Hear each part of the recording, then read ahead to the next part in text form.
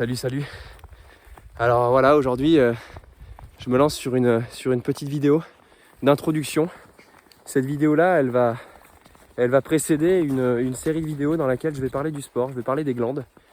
Et pourquoi je fais ça? Parce que effectivement, on voit beaucoup de vidéos sur la toile qui circulent pour parler de comment faire du sport, comment s'entraîner, à quelle fréquence, quoi manger, quoi faire.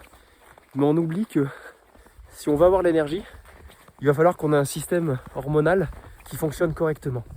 Et ce système hormonal-là, il est régi par quoi? Il est régi par des glandes. Il y a quelques glandes phares dans l'organisme, la glande maîtresse, la glande pituitaire, qu'on appelle aussi l'hypophyse, les glandes surrénales, les reins, le pancréas, les ovaires, les testicules, la glande thyroïde, la glande parathyroïde, mais j'en passe certainement, je cite celles qui me viennent comme ça en tête. Et c'est vrai que ça me fait de la peine parce que je vois beaucoup de personnes autour de moi qui sont dans des logiques de performance, qui sont dans des logiques volontaristes, dans des logiques de quand on veut, on peut. Et oui, quand on veut, on peut. Ça, c'est la logique dominante dont on nous fait part en permanence. Qui n'a jamais entendu ça? Quand on veut, on peut. Et qui est très culpabilisante, notamment quand on prend la contraposée. La contraposée de quand on veut, on peut, c'est quand on ne peut pas, c'est qu'on ne veut pas. Parce qu'il n'y a rien de plus culpabilisant d'entendre quelqu'un de dire « Ah oui, mais t'as pas pu.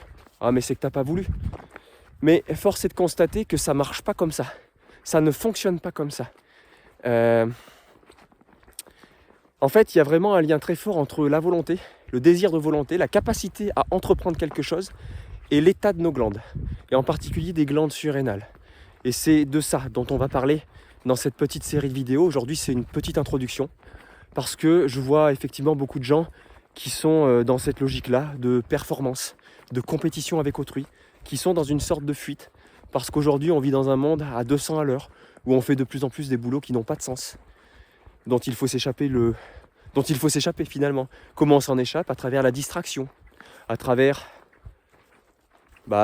des drogues, des distractions. Ça peut être quoi? Ça peut être du tabac, du café, ça peut être de l'alcool, ça peut être des aliments ultra transformés, ça peut être une pratique sportive excessive également, puisque le sport en excès va conduire à la production d'endorphine, qui est l'hormone par excellence du plaisir, et donc on va chercher à réitérer ça. Mais ce qu'il faut bien avoir en tête, c'est que quand on fait beaucoup de sport, il faut beaucoup se reposer. Ça va de pair. Sinon, on ne va pas tenir longtemps. Et aujourd'hui, c'est vrai qu'on n'insiste pas assez sur le repos. On n'insiste pas assez sur le repos. Et moi, ça me fait beaucoup de peine de voir qu'il y a des gens autour de nous, autour de moi, autour de nous, qui sont en train littéralement de s'autodétruire parce qu'ils sont dans une fuite et dans une méconnaissance des lois biologiques qui nous gouvernent. Le repos est essentiel. Fondamentalement, le repos est essentiel. Et le repos, c'est dormir dans un cadre naturel. C'est pas dormir à côté d'ondes. Voilà, on a besoin de repos. On a besoin d'une alimentation qui soit physiologiquement adaptée à l'exercice physique. Pourquoi? Parce que, en soi, déjà, vivre, c'est produire des déchets. C'est ce qu'on appelle la production de déchets. C'est des acides qui vont être produits en permanence au niveau cellulaire. La production de déchets endogènes. Et ces acides-là, ils vont être compensés par des minéraux, par des éléments alcalins que le corps va aller puiser dans les ressources de l'organisme, les ongles, les cheveux, les minéraux qui vont se trouver dans diverses parties de notre organisme.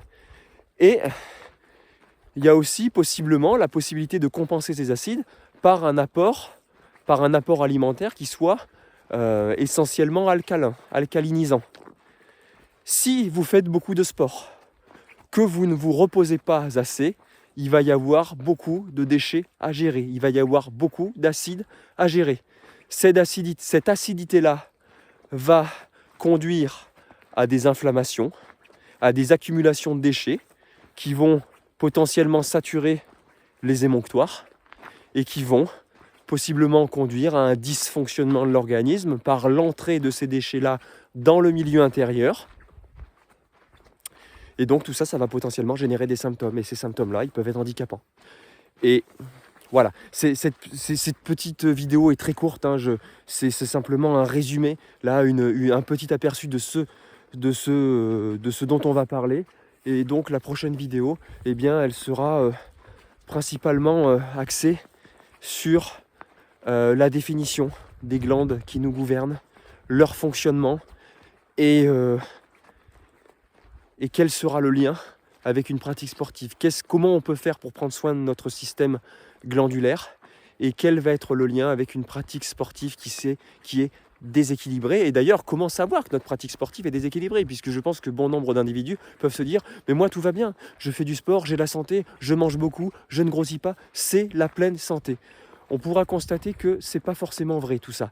Alors bien sûr, mon discours, c'est pas un discours dans lequel je suis en train de prôner le fait que le sport c'est pas bon. Mais force est de constater qu'aujourd'hui, il y a une énorme logique commerciale à travers bon nombre de sports. Bah oui, il y a des vestes à vendre, il y a des gilets de trail à vendre, il y a des chaussures à vendre. Et forcément, vous êtes l'élément idéal parce que vous allez pouvoir les acheter. On peut vous faire croire que vous êtes le nouveau Kylian Jornet.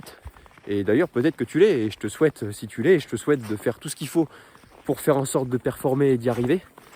Mais force est de constater que pour bon nombre d'individus, la suite, ça va être quoi? Ça va être l'épuisement chronique avec le quotidien à gérer, plus le sport et plus les symptômes qui vont commencer à arriver.